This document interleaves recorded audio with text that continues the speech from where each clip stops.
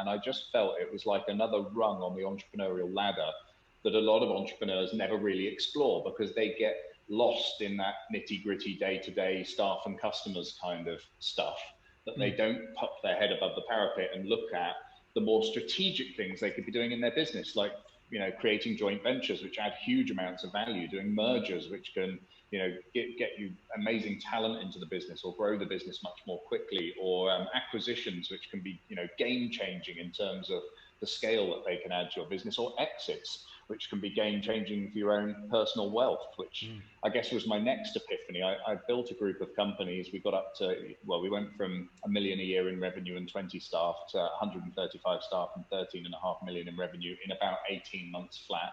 And that probably wasn't, that was probably around the time we went for that beer in bodegas in Watford. It was sort of that time in my career. And then in 2006, I sold one, and it was the capital event from selling a business that basically gave me my next epiphany, which is that you don't make money running businesses, you make money when you sell them, and it de-risks the whole situation. I also had businesses go bankrupt around that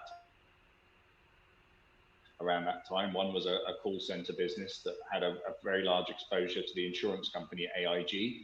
And AIG went obviously bankrupt in 2008, and we got caught with the fallout from that.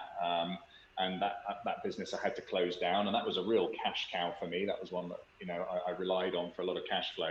So all of these things kind of conflated to make me realize that you need to, you know, create these capital events in order to build wealth, and that, you know, it's better to kind of almost buy and sell companies often rather than focus on one big, you know, giant dream that you hope to sell in 20 years for 100 million or something like that. And so basically over the last, you know, couple of decades, I've just been buying and selling companies relentlessly. I've done over 100 transactions in the kind of SME space, so small businesses. I've done a couple of IPOs. I've done lots of RTOs, or reverse mergers, where you take companies public by pushing private companies into public companies and receiving public stock in exchange.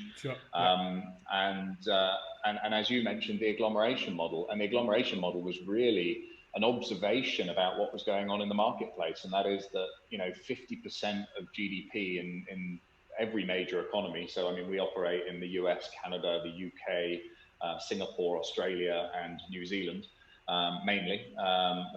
We do stuff in other places as well, but they're the main markets that we operate in. And in all of those countries, 50% of GDP comes from small business. Over 90% of the private sector workforce is in small business.